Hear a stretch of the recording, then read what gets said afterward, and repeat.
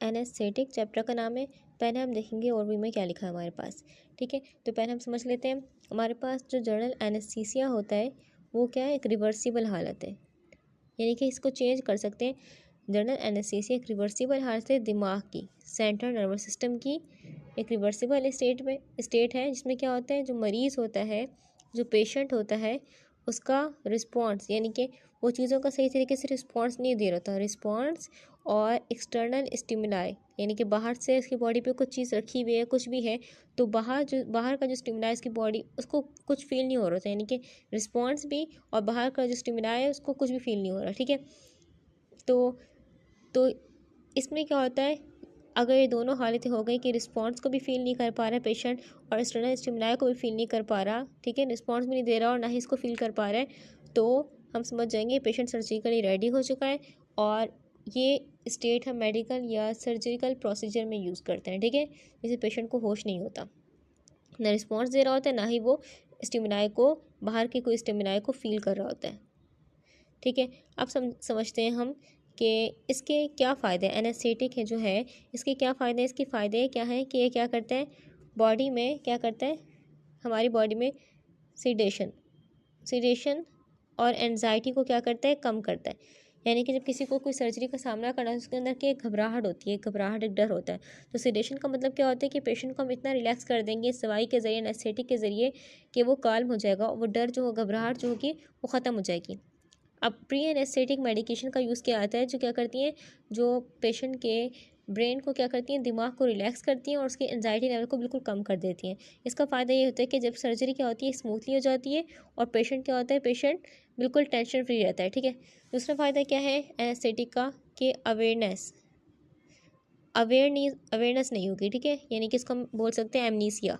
Amnesia मतलब क्या होता है, इसका मतलब होता है इसको कुछ याद नहीं रहेगा। ठीक है, पहला फ़ायदा क्या है, बिल्कुल सुकून में रहेगा। दूसरा फ़ायदा क्या है, उसको कुछ याद नहीं रहेगा, एमनीसिया, यानी कि इसकी यादों को हम ख़त्म कर देंगे। जब पेशेंट को एनेस्थीसिया हम देते हैं तो क्या होता है, सर्जरी के दौरान जो कुछ भी हो रहा है, फॉर एग्जांपल अगर आपने कोई भी छुरी से जिससे भी काम किया है, ठीक है, तो जो भी दर्द, जो भी डिस्कम्फर्ट था सबको भूल जाएगा, उसको कुछ याद भी नहीं रहेगा, वो उसका एक्सपीरियंस जो होगा वो स्ट्रेस फ्री, टेंशन फ्री होगा। ठीक है, अच्छा, नेक्स्ट हमारे पास फ़ायदा क्या है, हमारे पास फ़ायदा है कि हमारे जो स्केलेटल मसल को रिलैक्स करना, स्केलेटल मसल को क्या कर देता है एनेस्थीसिया, रिलैक्स करता है। ठीक है, अब स्केलेटल मसल बेसिकली वो मसल्स होती हैं जो कि हमारी बॉडी को क्या करती हैं, बॉडी को हरकत देने के लिए काम करती हैं। ठीक है, अब सर्जरी के लिए इन मसल्स का क्या होता है, इन मसल का रिलैक्स होना बहुत ज़रूरी है ताकि हम क्या कर सकें, ताकि सर्जन को आसानी हो।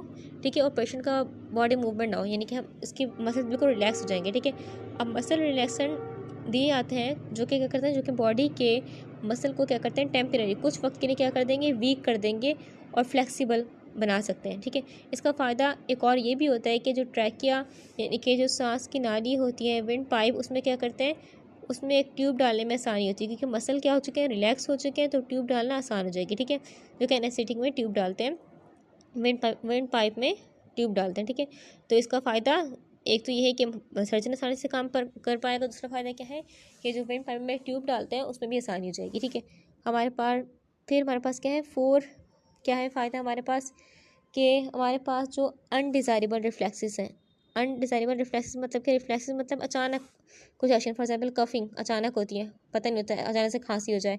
ठीक है, इस तरीके से अचानक से आपको अचानक से फॉर एग्जांपल, तो अचानक से जो रिफ्लेक्सेस होते हैं, ठीक है, उसको कंट्रोल करना। ठीक है, अब बॉडी के कुछ रिफ्लेक्सेस क्या होता है, अचानक से हो, जैसे छींक पी अचानक आती है। ठीक है, जैसे खुद से बॉडी मूवमेंट कभी कभी हो जाती है। ठीक है, तो रिफ्लेक्सेस को सप्रेस करनी है, यानी कि अब रिफ्लेक्सेस नहीं होंगे। ठीक है, जो कि सर्जरी के लिए बहुत ज़रूरी है। अब एनेस्थेटिक मेडिसिन क्या करती हैं, ये दिमाग और हमारे नर्वस सिस्टम को क्या करती है, कंट्रोल कर देती हैं, जो कि रिफ्लेक्सेस को क्या करते हैं, टेम्परेरी ब्लॉक कर देगा।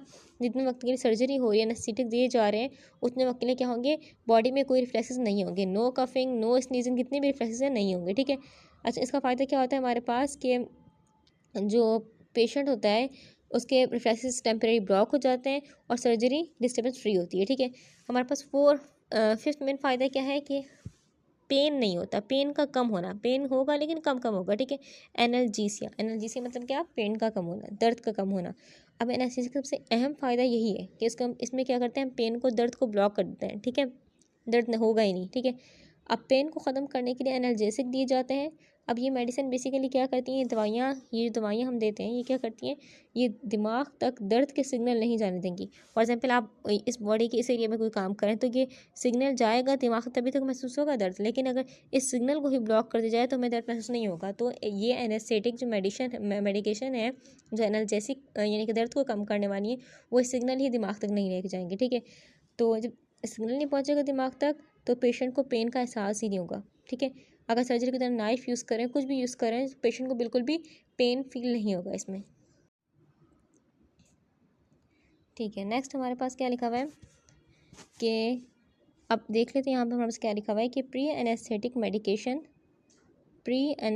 मेडिकेशन, इसका मतलब होता है सर्जरी से पहले दी जाने वाली दवाएं। प्री मतलब क्या होता है, पहले, एनेस्थेटिक यानी कि एनेस्थीसिया से पहले दी जाने वाली दवाएं। ठीक है, पेशेंट को इसके फ़ायदे क्या होते हैं कि पेशेंट को काल्म करना, ठीक है, डर या घबराहट ख़त्म हो जाए उसके अंदर से, उसका दर्द रिड्यूस करना, दर्द वर्द ना हो उसको। ठीक है, और साइड इफ़ेक्ट से बचाना, यानी कि कुछ ड्रग क्या करते हैं, कुछ ड्रग या सर्जरी के नेगेटिव इफेक्ट से पेशेंट को प्रोटेक्ट करना। ठीक है, अच्छा, अब ये एक तरह का क्या है, pre anaesthetic medication stage basically एक तरह का तैयार करने वाला स्टेज है, जो कि क्या करते हैं, जो कि सर्जरी के लिए क्या कर रहे होते हैं, पेशेंट को रेडी कर रहा होता है। ठीक है, इससे हम क्या करते हैं, पहले हम क्या देते हैं, पेशेंट को देते हैं स्केलेटल मसल रिलैक्सेंट देते हैं, जो कि क्या करता है, उसकी जो स्केलेटल मसल्स हैं उनको क्या करेगा, रिलैक्स कर देगा, स्केलेटल मसल रिलैक्सेंट। ठीक है, तो ताकि डॉक्टर आराम से काम कर सके उसकी मसल्स पे। ठीक है, ये मसल रिलैक्सेंट बेसिकली क्या करेगा, पेशेंट की जो मसल्स होंगी उनको टेम्परेरी क्या कर देगा, टेम्परेरी वीक कर देगा। ठीक है, अभी जो मेडिसिन है स्केलेटल मसल रिलैक्सेंट बेसिकली ये बहुत इंपॉर्टेंट है ताकि हमारे ट्रैकिया में ट्यूब डालने में आसानी हो, जिसको हमने कहा था, मैंने अभी थोड़ी देर पहले पढ़ा है कि उसमें हम डालते हैं ट्रैकिया में, विंड पाइप में हम बेसिकली ट्यूब डाल, जिसको हम कहते हैं इंट्यूबेशन कहते हैं, इंट्यूबेशन, ये बहुत ज़रूरी होता है। ठीक है, ट्यूब डालना ट्रैकिया में, हम अगर कोई पूछे हमसे कि पाइप क्यों डालते हैं, तो ट्रैकिया में पाइप डालने को हम इंट्यूबेशन कहते हैं, और ये इसलिए हम करते हैं ताकि सर्जरी के दौरान पेशेंट की जो ब्रीथिंग सिस्टम है वो डिस्टर्बेंस ना हो, मेंटेन रहे। ठीक है, इसके रीज़न क्या क्या है कि एनेस्थीसिया के वक्त क्या होता है, जब एनेस्थीसिया दे रहे होते हैं तो पेशेंट क्या है, अनकॉन्शियस, को होश नहीं है, तो उसका क्या हो सकता है, उसका नेचुरल जो ब्रीथिंग सिस्टम है, यानी कि जो सांस लेने का कुदरती निज़ाम है, वो क्या हो सकता है, वो स्लो हो सकता है या बंद भी हो सकता है। ठीक है, तो इस पाइप की मदद से हम ये इंश्योर करेंगे कि ऑक्सीजन जो हम गैस दे रहे हैं वो डायरेक्टली कहाँ जा रही है, डायरेक्टली लंग तक जा रही है। ठीक है, अच्छा, दूसरा फ़ायदा क्या है, दूसरा हम ये देखते हैं कि सर्जरी के दौरान कुछ पोजीशन ऐसी होती हैं, कुछ हालतें ऐसी होती हैं या कंडीशन ऐसी होती हैं जिनकी वजह से क्या होता है, हमारा सांस का रास्ता ब्लॉक हो सकता है। ठीक है, पाइप लगाने से हम ये श्योर करते हैं कि हमारे जो सांस का रास्ता है हमेशा खुला रहे। ठीक है, तीसरा हमारे पास क्या है, जब पेशेंट अनकॉन्शियस, और तीसरा फ़ायदा हमारे पास क्या है, हमारे पास ट्यूब डालने का फ़ायदा क्या है कि हमारे पास सर्जरी के दौरान कुछ पोजीशन या कुछ हालतें ऐसी होती हैं जो कि क्या करती हैं, हमारे इस सांस के रास्ते को क्या कर सकती हैं, ब्लॉक कर सकती हैं। पाइप लगाने से हम ये श्योर करते हैं बेसिकली कि हमारे पास जो ये हमारा जो एयर वे है, यानी कि सांस का रास्ता हमेशा खुला रहे। ठीक है, हमारा चौथा फ़ायदा क्या है इस पाइप को लगाने का, कि हम बेसिकली जब पेशेंट इन अनकॉन्शियस होता है, यानी कि होश में नहीं होता, तो उसको गैग रिफ्लेक्सेस, यानी कि खुद से चॉकिंग का रिस्पॉन्स बंद हो जाता है। फॉर एग्जांपल हमारे इसमें चली जाए सांस का, इसमें कुछ हम फ़ौरन से क्या करते हैं, चॉकिंग हो जाएगी हमें। ठीक है, इसको हम कहते हैं फंदा लग गया, तो हम वो आराम से निकाल लेते हैं। ठीक है, लेकिन जब पेशेंट अनकॉन्शियस का, तो फिर अगर उसकी सांस का इसमें कुछ चला भी गया तो वो, यानी कि उसको जो फंदा लग गया उसको अब निकाल नहीं पाएगा। ठीक है, तो इसलिए हम क्या करते हैं, बेसिकली पाइप लगाने से हम इस चीज़ का ध्यान रखते हैं कि कोई लिक्विड या फिर कोई भी म्यूकस क्या हो जाए, लंग के अंदर ना चला जाए। ठीक है, अच्छा, और हम क्या करते हैं बेसिकली, अगर पेशेंट का नेचुरल ब्रीथिंग सिस्टम वीक है तो हम क्या करते हैं, इस पाइप को बेसिकली, जो हमने सांस के नाली डाली है, इस नाली को हम कनेक्ट करते हैं किससे, वेंटिलेटर से। वेंटिलेटर बेसिकली क्या करते हैं, एक मशीन जिससे हम क्या कर रहे थे, ऑक्सीजन डायरेक्टली इस पाइप के ज़रिए पेशेंट के लंग तक जा रही होती है। ठीक है, अच्छा, पहले हम क्या करते हैं, पेशेंट को मसल रिलैक्सेंट देंगे और एनेस्थीसिया देंगे ताकि वो होश में ना हो, और क्या हो बेसिकली, और मसल रिलैक्स हो जाए। ठीक है, फिर क्या करेंगे, एक स्पेशल इंस्ट्रूमेंट जिसको हम कहते हैं लैरेंगोस्कोप कहते हैं, लैरेंगो स्कोप कहते हैं। ठीक है, इसका यूज़ करके क्या करते हैं, पाइप के, बेसिकली पाइप को ट्रैकी के अंदर डालते हैं। ठीक है, आराम से डालते हैं, उसके बाद क्या करते हैं, पाइप का जो एक सिरा है उसको वेंटिलेटर मशीन से जोड़ देते हैं, जो कि क्या करते हैं, ऑक्सीजन को डायरेक्टली इस पाइप के ज़रिए पेशेंट के लंग तक लेके जाता है। ठीक है, अच्छा, अब ये प्रोसीजर बहुत ज़रूरी है हमारे पास, क्यों? ताकि सर्जरी के दौरान पेशेंट की जान सेफ रहे और ऑक्सीजन सप्लाई कंस्टेंट होती रहे। और फिर मैं बस क्या लिखा हुआ है कि जनरल एनेस्थीसिया जो होता है उसके तरीके होते हैं, इसको 2 तरीक़ों से दे सकते हैं, ठीक है। पहला तरीका होता है इन्हेलेशन के ज़रिए, यानी कि पेशेंट को मास्क लगाएंगे, मास्क लगा के क्या करेंगे, एनेस्थीसिया के जो वेपर्स होते हैं या फिर गैस में देंगे, एनेस्थीसिया को वेपर्स या फिर गैस फॉर्म में देंगे, ठीक है, मास्क के ज़रिए, ठीक है। इसकी एग्जाम्पल हमारे पास है इन्हेलेशन एनेस्थेटिक की हैलोजेनेटेड हाइड्रोकार्बन, हैलोजेनेटेड हाइड्रोकार्बन, इसको मॉडर्न एनेस्थेटिक भी कहते हैं।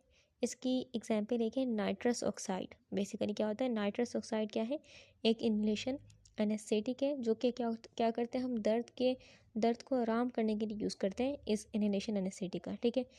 मगर वो अकेले सर्जरी में काफ़ी नहीं है, बल्कि बहुत सारे बेसिकली एनेस्थेटिक में क्या होता है, बहुत सारे ड्रग का कॉम्बिनेशन होता है, सिर्फ एक ड्रग काफ़ी नहीं है, ठीक है। तो इन्हेलेशन एनेस्थेटिक मास्क के जरिए देते हैं, वेपर फॉर्म में होता है, गैस फॉर्म में होता है। एग्जाम्पल है हैलोजेनेटेड, हमारे पास हाइड्रोकार्बन, इसकी एग्जाम्पल है नाइट्रस ऑक्साइड। तो बेसिकली नाइट्रस ऑक्साइड क्या है, एक इन्हेलेशन एनेस्थेटिक है। बेसिकली हैलोजेनेटेड हाइड्रोकार्बन वो होते हैं जो कि क्या होते हैं, वो केमिकल कंपाउंड है जो कि हाइड्रोजन और कार्बन के एटम से मिलकर बने हुए हैं, और उनके साथ कोई हाइड्रोजन एटम भी मौजूद है, यानी हाइड्रोजन एटम यानी कि क्या, क्लोरीन, ब्रोमीन या फ्लोरीन भी मौजूद है, ठीक है। एग्जाम्पल हमारे पास है आइसो फ्लोरीन, इस तरीके से हम सेवो फ्लोरीन और डेस्ट फ्लोरीन, ठीक है। ये सारे सब्सटेंस क्या हैं, वोलेटाइल एनेस्थेटिक में शुमार होते हैं, जो लिक्विड फॉर्म में होते हैं, मगर हम उनको वेपर्स क्या कर सकते हैं, उनके वेपर्स ईजिली बन जाते हैं, ठीक है। तो हम उनको मास्क में वेपर के ज़रिए इस्तेमाल करते हैं, ठीक है। अच्छा, फिर हमारे पास क्या है कि अब इनको इनहेल करने से क्या होता है, पेशेंट का सेंटर ऑफ सिस्टम है वो डिप्रेस हो जाएगा, जिसकी वजह से क्या हो जाएगा, पेशेंट अनकॉन्शियस हो जाएगा, पेशेंट को दर्द का एहसास नहीं होगा, मसल रिलैक्स हो जाएंगे।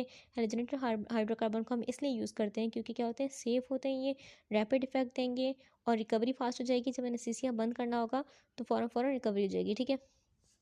अच्छा, तो यहाँ बस याद हमने ये रखना है कि हैलोजेनेटेड हाइड्रोकार्बन वो केमिकल कंपाउंड जिनमें हाइड्रोजन भी है, ठीक है, और इनकी रिकवरी फास्ट होती है, सेफ होते हैं, इसलिए हम इस्तेमाल करते हैं, ठीक है। लेकिन हमने याद रखना है नाइट्रस ऑक्साइड क्या है, बेसिकली एक इन्हेलेशन एनेस्थेटिक है, ठीक है। अब चलते हैं हम सेकंड तरीका हमारा क्या है, आईवी मतलब क्या, इंट्रावीनस के जरिए हम एनेस्थीसिया को सीधा क्या करेंगे, खून में डालेंगे, जैसे कि हम वेंस वगैरह में, यानी कि सिंपल हम इंजेक्शन के जरिए देंगे, ठीक है। इसमें क्या होता है, ये जल्दी काम करता है क्योंकि डायरेक्ट खून में जा रही है दवाई, ठीक है, एनेस्थीसिया डायरेक्ट खून में जा रहा है अब, ठीक है। और इसमें क्या होता है, पेशेंट रैपिड फ़ौरन क्या हो जाएगा, अनकॉन्शियस, फ़ौरन अपना होश खो देगा, ठीक है। अब आईवी एनेस्थेटिक जो होते हैं अलग अलग केमिकल टाइप के होते हैं, ठीक है, और सर्जरी जल्दी शुरू करने के लिए बहुत यूज़फुल है, ठीक है। अच्छा, अब हमारे पास कुछ फैक्टर हैं जो कि हमें डिपेंड करते हैं कि सिलेक्शन ऑफ एनेस्थीसिया पे। अगर किसी पेशेंट की सर्जरी या किसी डायग्नोस्टिक प्रोसीजर के लिए हम लेके जा रहे हैं, एनेस्थीसिया दे रहे हैं, तो उससे पहले क्या करता है, डॉक्टर पेशेंट की हेल्थ कंडीशन को देखेगा और प्रोसीजर की ज़रूरत को समझेगा। इसका मकसद ये होता है बेसिकली कि जो पेशेंट है उसके लिए सबसे सेफ़ और इफेक्टिव एनालिसिस सेलेक्ट किया जाए, ठीक है।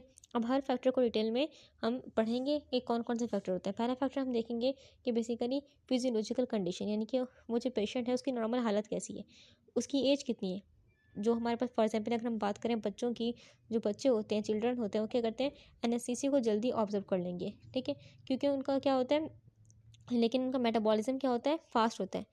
बच्चों का मेटाबॉलिज्म यानी कि उनकी बॉडी में थ्रूपुट फास्ट होती है, ठीक है, उनके बॉडी में मेटाबॉलिज्म फास्ट होता है, इसलिए उनको क्या करती है, डोज उनके लिए अलग एडजस्ट करनी होती है बच्चों के लिए, ठीक है। लेकिन उन तो बच्चों के लिए हम क्या करते हैं, बच्चों के लिए सॉफ्ट और जेंटल ड्रग यूज़ करते हैं, जैसे कि हम सेवोफ्लोरिन, बच्चों के लिए सेवोफ्लोरिन एक आईवी एनेस्थेटिक है जो कि बच्चों के लिए, ठीक है। तो याद रखना होगा हमें नाम, ठीक है। जैसे कि अब बूढ़े लोग हैं, तो जो एल्डर पीपल है, अब उनमें क्या करेंगे, अब उनके लिए अलग होगा। जो बूढ़े लोग होते हैं उनके ऑर्गन जैसे कि लीवर हो गया, उनका उनका किडनी, ये स्लो काम करते हैं, इसलिए उनको डोज कम देनी चाहिए, ये कम चाहिए होती है। उनके लिए ऐसे ड्रग यूज़ करेंगे जो कि बॉडी से जल्दी एलिमिनेट हो जाए। बच्चे क्या करते हैं, बच्चे जल्दी ड्रग ऑब्जर्व कर लेते हैं, ठीक है, उनका मेटाबॉलिज्म फास्ट होता है, उनकी अलग डोज होगी। जो बड़े हैं, बड़ों का लीवर और किडनी स्लो काम करते हैं, तो उनके लिए अलग डोज होगी, ठीक है। और बच्चों के लिए जो ड्रग है उसकी एग्जाम्पल क्या है, सेवोफ्लोरिन, जो कि क्या है, एक आईवी एनेस्थेटिक है, ठीक है। अगर हम देखते हैं, हम वेट में आए, वेट अगर फॉर एग्जांपल हमारे पास, ये मिटा देते हैं, ये हम आईवी एनेस्थेटिक के सारे फैक्टर्स पढ़ रहे हैं, ठीक है। या हम किसी भी ड्रग के फैक्टर्स बोल सकते हैं, बेसिकली एनेस्थीसिया को चूज़ करने से पहले क्या क्या फैक्टर देखे जाते हैं, बस हम वो देख रहे हैं, ठीक है। तो हमारे पास क्या है, वेट, अगर पेशेंट का वज़न है वो एनेस्थीसिया वो भी डिपेंड करता है। फॉर एग्जांपल अगर ज़्यादा मोटे पेशेंट्स हैं तो उनको क्या होता है, उनको ज़्यादा डोज देनी चाहिए होती है, क्योंकि क्या होता है उनके अंदर उनके जो क्योंकि जो ड्रग होता है उनकी बॉडी फैट, उनकी बॉडी में चर्बी बहुत सारी है तो उनकी बॉडी फैट में क्या हो सकता है, स्टोर हो सकता है। ठीक है, तो इसलिए उनको ज़्यादा ड्रग चाहिए होती है। ठीक है, अच्छा, और अगर किसी पेशेंट की हार्ट और लंग की हेल्थ सही नहीं है, फॉर एग्जांपल अगर पेशेंट को हार्ट वीक है, पेशेंट का हार्ट वीक है, तो एनेस्थीसिया को हम केयरफुली देंगे। ठीक है, एग्जांपल हम वीक हार्ट पेशेंट के लिए ऐसे ड्रग यूज़ करेंगे जो क्या करें, हार्ट रेट या ब्लड प्रेशर को ज़्यादा असर ना करें, उसको डिस्टर्ब ना करें। वैसी हार्ट ना वीक है तो हार्ट पे असर ना करें वो, हम ऐसे एनेस्थीसिया देंगे। ठीक है, अच्छा, और दूसरा क्या, अगर किसी को लंग के मसाइल है, फॉर एग्जांपल अगर किसी को अस्थमा है तो उसको हम ऐसे इनहेल एनेस्थेसिक देंगे। इनहेल अगर दे रहे हैं तो ऐसे देंगे कि जो उसके लंग को इरिटेट ना करे, लंग में जलन पैदा ना करें। ठीक है, और पैथोलॉजिक कंडीशन, फॉर एग्जांपल अब ये वो कंडीशन है बेसिकली अगर कि जिसमें क्या होती है, जिसम में किसी बीमारी के होने की वजह से होती है। फॉर एग्जांपल अगर हम बात करें लीवर, हमारा लीवर और किडनी का काम, फॉर एग्जांपल हमारा लीवर और किडनी जो है वो एनेस्थीसिया ड्रग को बॉडी से निकालते हैं, लीवर और किडनी। अगर इन्हीं चीज़ों में बीमारी है, लीवर में भी किडनी में भी, तो हमारी बॉडी में ड्रग का निकलना वो थोड़ा सा डिस्टर्बेंस हो जाएगी। ठीक है, तो हमने फैक्टर कौन कौन से देखने हैं, फैक्टर हमने देखने हैं कि एज, ठीक है, बच्चे में अलग अलग, बूढ़े में अलग। ठीक है, बच्चे जल्दी कर लेते हैं मेटाबॉलिज्म, बूढ़े लोग देर से करते हैं। ठीक है, इनका लीवर किडनी स्लो काम करते हैं। फिर हम देखते हैं वेट, मोटे पेशेंट्स में उनको आदत हो चाहिए क्योंकि उनका बॉडी फैट स्टोर कर लेगा। ठीक है, फिर देखा हमने हार्ट और लंग की हेल्थ, अगर हार्ट डिस्टर्बेंस है तो उसके लिए अलग डोज होगी, अगर लंग है तो लंग में डिस्टर्बेंस है तो बेसिकली हम इनहेल एनेस्थेटिक अगर दे रहे हैं तो वो ऐसे देंगे जो हमारे लंग को इरिटेट ना करें, लंग में कोई जलन पैदा ना करें। ठीक है, और अगर कोई पैथोलॉजिक कंडीशन है तो उसके लिए अब हम देख रहे हैं। ठीक है, यानी कि अगर हमारे जो ऑर्गन लीवर और किडनी, ठीक है, अगर ये ऑर्गन डैमेज है, जैसे कि क्रोनिक डिसीज़ है, क्रोनिक डिसीज़ मतलब क्या होती है, ऐसी बीमारी जो कि बहुत लंबे समय से चलती आ रही है। ठीक है, जो कि स्लोली स्लोली डैमेज कर रही है। ठीक है, जैसे कि लीवर डैमेज हो रहा है या फिर किडनी फेलियर हो रही है, तो ड्रग का इफेक्ट जो होता है बॉडी में लंबे टाइम तक रह सकता है, जो कि डेंजरस है। क्योंकि हमें तो क्या करना है, हमने एनेस्थीसिया हटाया, हम फ़ौरन हम क्या चाहेंगे, हमारी बॉडी से निकल जाए एनेस्थीसिया। ठीक है, लेकिन ये लीवर और किडनी स्लो काम कर रहे हैं तो बेसिकली हमारी बॉडी में लंबे टाइम तक रह सकता है ड्रग। ठीक है, तो हमने केयरफुली डोज एडजस्ट करनी है। ठीक है, अब ऐसे ड्रग चूज़ करेंगे जो कि क्या करें, बॉडी से जल्दी निकल जाए। जैसे कि हमारे पास है प्रोपाफोल IV एनेस्थेटिक। ठीक है, तो हमने क्या पढ़ा, हमारे पास सेवोफ्लोरिन पढ़ी थी। सेवोफ्लोरिन वो बहुत जेंटल है, जो कि बच्चों के लिए यूज़ होती है। जबकि अगर किसी का लीवर और किडनी काम नहीं करता सही तो हम ऐसी ड्रग चूज़ करेंगे जो कि जल्दी बॉडी से निकल जाए, सेफ हो। तो इसकी एग्जाम्पल क्या है, प्रोपाफोल IV एनेस्थेटिक। ठीक है, अच्छा, अब जैसे कि डायबिटीज़, अगर किसी को हाइपरटेंशन है, अस्थमा है, एपिलेप्सी, सारी बीमारी किस में आती हैं, क्रोनिक डिजीज़ में आती हैं। ठीक है, अच्छा, डायबिटीज़ पेशेंट्स होते हैं उनके ब्लड शुगर लेवल को मॉनिटर करना बहुत ज़रूरी होता है। ठीक है, ताकि क्योंकि अगर एनेस्थीसिया उन्हें अफेक्ट कर सकता है। एनेस्थीसिया से क्या होता है, ब्लड शुगर लेवल थोड़ा अप एंड डाउन हो सकता है। इस वजह से हम पहले उनका डायबिटीज़ पेशेंट का ब्लड शुगर लेवल चेक कर लेंगे। ठीक है, अगर किसी को न्यूरोलॉजिकल डिसऑर्डर है, अगर पेशेंट को क्या है, उसका दिमाग या नर्वस सिस्टम क्या है, उसके बीमारी है, तो एनेस्थीसिया नहीं देंगे ऐसे जो कि क्या कहें, जो कि ज़्यादा डिप्रेशन कॉज कर दे। क्योंकि वैसे ही उसका ब्रेन मुतासिर होकर उसने और डिप्रेस कर दिया इसको, तो फिर ख़तरा हो सकता है। ठीक है, तो इतना मुतासिर ना करें दिमाग को मुतासिर न करें एनेस्थीसिया, और ना ही इतना मुतासिर करें नर्वस सिस्टम को, क्योंकि इन दोनों पे डायरेक्टली एनेस्थीसिया एक्ट करता है ना, कि सेंट्रल सिस्टम की एक्टिविटी को कम करता है। हम पढ़ चुके हैं, तो इतना डिप्रेस न करें, हम ऐसे ड्रग चूज़ करेंगे। ठीक है, फार्माकोलॉजिकल कंडीशन का मतलब क्या होता है हमारे पास, कि पेशेंट की करंट मेडिसिन, फॉर एग्जाम्पल अगर कोई पेशेंट ऑलरेडी ही क्या है, दवाइयाँ ले रहा है। ठीक है, तो वो एनेस्थीसिया के साथ क्या कर सकती हैं, इंटरेक्ट कर सकती हैं, यानी कि उनका एक रिएक्शन हो सकता है, तो हम वो भी देखेंगे। एग्जाम्पल अगर पेशेंट क्या ले रहे हैं, एंटी डिप्रेसेंट ले रहा है। एंटी डिप्रेसेंट मतलब क्या, कि जो वो दवाइयाँ जो कि इसके सेंट्रल नर्वस सिस्टम को क्या करिए, डिप्रेस करिए, उसकी एक्टिविटी को कम करिए। ठीक है, तो अगर पेशेंट वो भी ले रहे हैं और पेशेंट ने हमने एनेस्थीसिया भी ले दिया, तो क्या हो जाएगा, इसका सेंट्रल नर्वस सिस्टम मजीद डिप्रेस हो जाएगा, यानी कि बहुत डिप्रेस हो जाएगा। तो अब ये सही बात नहीं है, खतरा है। ठीक है, अच्छा, और अगर किसी पेशेंट को किसी स्पेसिफिक ड्रग से एलर्जी है तो हम क्या करेंगे, उसका अल्टरनेट यूज़ करेंगे। ठीक है, एग्जाम्पल अगर पेशेंट को लोकल एनेस्थेटिक मतलब क्या होता है, यानी कि जो उस जगह पे काम करते हैं, लोकल मतलब उसी एरिया पे। ठीक है, लोकल एनेस्थेटिक लीडोसिन जो कि एक आम बेसिकली उसके लिए है, जिसको हम क्या कहते हैं, एनेस्थेटिक, यानी कि दर्द वगैरह महसूस नहीं करनी, लोकल। फॉर एग्जाम्पल किसी को हल्का ज़ख्म होता है तो लोकल एनेस्थेटिक लीडोसिन है जो कि लगाते हैं, और उसमें उस जगह पे आपको एनेस्थीसिया फील होता है, दर्द महसूस नहीं होता। ठीक है, तो अगर किसी को इस दवाई से एलर्जी है तो हम क्या करते हैं, उसका दूसरा एनेस्थेटिक देंगे, जैसे कि हमारे पास बीपी वैकासाइन। ठीक है। तो लिडोसिन का अल्टरनेटिव क्या है, बीपीवैकासीन, ठीक है। अच्छा, और अगर पेशेंट को कभी पहले हो चुके हैं एनेस्थीसिया या किसी और मेडिसिन से साइड इफेक्ट हो चुका है पहले, तो हम वो एनेस्थीसिया नहीं देंगे। अगर पहले एक बार एनेस्थीसिया किया था, उसको दिया था, उससे उसको एलर्जी होना शुरू हो गई थी, ठीक है, तो अब वो नहीं देंगे, ठीक है। एक बार हो चुकी है, हमने देख लिया, दोबारा नहीं देंगे उसको, ठीक है। अच्छा, अब एनेस्थीसिया से अगर फॉर एग्जांपल एनेस्थीसिया अगर हमने दिया तो किसी को एक रिएक्शन भी हो सकता है, इसको हम कहते हैं मैलिग्नेंट हाइपरथर्मिया। इसमें क्या होता है, पेशेंट का टेम्परेचर जो होता है हाइपर ज़्यादा हो जाता है, बहुत ज़्यादा गर्म, बहुत ज़्यादा बुखार, जो कि एक लाइफ थ्रेटनिंग कंडीशन है, इसमें इंसान मर भी सकता है, ठीक है। तो हम ऐसे पेशेंट के लिए क्या करते हैं, अच्छा, ऐसे पेशेंट के लिए हम स्पेशल प्रिपरेशन तैयारी करेंगे। हमारे पास अब सर्जरीज की टाइप ऑफ सर्जरी, एक होती है मेजर सर्जरी, एक होती है माइनर सर्जरी। मेजर सर्जरी मतलब क्या होता है, जब सर्जरी बड़ी हो, जैसे कि हमारा हार्ट सर्जरी हो, ब्रेन सर्जरी, मेजर सर्जरी से, ठीक है, जो कि हमारे इसमें हम क्या देंगे, जनरल एनेस्थीसिया। वो एनेस्थीसिया जो कि पूरी बॉडी को क्या करते हैं, पूरे पेशेंट को क्या करते हैं, कंप्लीटली अनकॉन्शियस, कंप्लीटली बेहोश करते हैं, ठीक है, कोई होश नहीं है उसको, कंप्लीटली बेहोश, ठीक है। दूसरी सर्जरी कौन सी होती है, माइनर सर्जरी। माइनर सर्जरी मतलब क्या होता है, छोटी सर्जरी जो कि सिर्फ लोकल, यानी कि उस एरिया, फॉर एग्जाम्पल अगर किसी को चोट लगी हाथ पे, थोड़ी सी चोट है, तो हम हाथ के एरिया पे लगाएंगे एनेस्थीसिया, जो कि सिर्फ हाथ के इस एरिया को क्या कर देगा, वो कर देगा, नम कर देगा, उसको कोई होश नहीं होगा हाथ वाले एरिया पे, ठीक है। तो छोटी सर्जरीज उसमें लोकल या फिर रीजनल एनेस्थीसिया देते हैं, जो कि अफेक्टेड एरिया को क्या कर देगा, नम कर देगा, ठीक है। जैसे कि डेंटल प्रोसीजर्स में तो हमारे पता होता है, बाकी हमारे पता होता है सब कुछ, लेकिन हमारे डेंटल के एरिया में हमारा हमारा नम किया होता है उन्होंने, ठीक है। अच्छा, अब हमारे पास नेक्स्ट सर्जरी होती है इमरजेंसी सर्जरी। इसमें क्या होता है, इमरजेंसी केस में जो फॉर एग्जाम्पल इमरजेंसी में कोई पेशेंट आया, कोई हार्ट का पेशेंट कोई भी, तो हम उसको ऐसे ड्रग देंगे जो कि फ़ौरन क्या करें, उसको एनेस्थीसिया यानी कि उसको बेहोश कर दें फ़ौरन। तो उसमें हम करते हैं प्रोपोफोल, ठीक है। प्रोपोफोल सेफ है, IV एनेस्थेटिक, हम इंजेक्शन के ज़रिए या फिर उसको ड्रिप के ज़रिए उसको देना शुरू करेंगे प्रोपोफोल, ठीक है। या फिर हम दे सकते हैं डेसफ्लोरिन, ठीक है। डेस्फ्लोरिन बेसिकली इनहेल एनेस्थेटिक है, और प्रोपोफोल बेसिकली क्या है, IV एनेस्थेटिक है, ठीक है।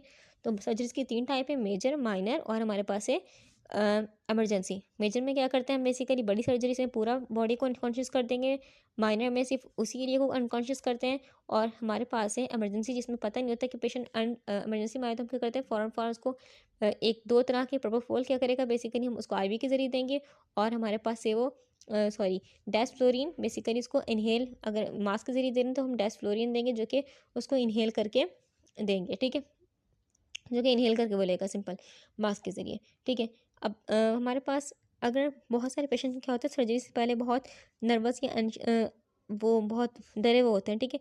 इस हालत में क्या करते हैं, उनको हम प्री एनेस्थेटिक सिडेटिव देते हैं, यानी कि सिडेटिव क्या, यानी कि उनको उनको काल्म कर देंगे, ठीक है, ठीक है। जैसे कि माइडा माइडाजुलम माइडाजुलम एक मेडिसिन है जो कि कॉमन सिडेटिव है, यानी कि क्या करती है, एंजाइटी को रिड्यूस करती है। तो हम अगर कोई पेशेंट सर्जरी से पहले डरा हुआ है तो हम उसको मेडाजुलम देते हैं, ठीक है। अच्छा, हमें एनेस्थीसिया का सेफ प्लान कैसे बनाए, बेसिकली कि हम पहले देखते हैं प्री ऑपरेटिव असेसमेंट, यानी कि सर्जरी से पहले की चेकिंग। पहले हम देखते हैं कि पेशेंट की मेडिकल हिस्ट्री, उसकी करंट मेडिसिन और एलर्जीज़ का पता लगाते हैं। फिर हम फिजिकल टेस्ट करवाते हैं, जैसे कि ECG करवाते हैं, ब्लड टेस्ट करवाते हैं, चेस्ट एक्सरे वगैरह करवाते हैं, ठीक है। उसके बाद हम क्या करते हैं, इंडिविजुअलाइज प्लान, यानी कि हर पेशेंट के लिए यूनिक एनेस्थीसिया प्लान होता है। फॉर एग्जाम्पल अगर कोई पेशेंट उसमें अलग मसला है तो उसका अलग एनेस्थीसिया होगा, तो हर पेशेंट का एक अलग एनेस्थीसिया प्लान किया जाता है, ठीक है, जो उसकी हेल्थ और सर्जरी की ज़रूरत के मुताबिक होता है, ठीक है। तीसरा मॉनिटरिंग, यानी कि हम जब सर्जरी हो रही है उसके दौरान भी क्या करेंगे, पेशेंट का हार्ट रेट मॉनिटर करना है, पेशेंट का ब्लड प्रेशर मॉनिटर करना है, पेशेंट का ऑक्सीजन लेवल मॉनिटर करना है, और कंटिन्यूसली मॉनिटर करते रहना है जब तक कि सर्जरी खत्म ना हो, ठीक है। अच्छा, ये सब क्यों ज़रूरी है, तो इसलिए ज़रूरी है कि ये सब फीचर इसलिए ज़रूरी है कि पेशेंट सेफ रहे, एनेस्थीसिया का इफेक्ट जो कंट्रोल में हो, रिकवरी फास्ट और स्मूथ हो, ठीक है।